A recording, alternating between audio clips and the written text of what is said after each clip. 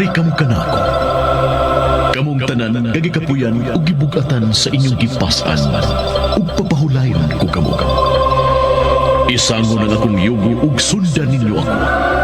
Kay malumo ako ug mapaubsanon sa espiritu ug makapahulay kamo.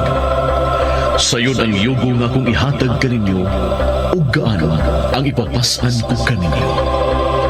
Mateo 11:28 hangtod sa 30.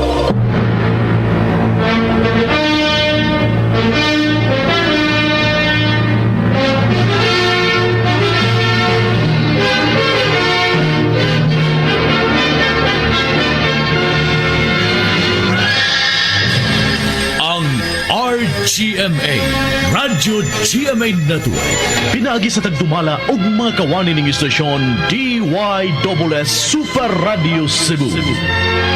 Miduyog sa tibuok kalibutang Kristohanon sa pagbalaan o pagpamalandong sa mga buhat ug mga pulong sa atong Ginoo ug mangluluwas Hesus Kristo.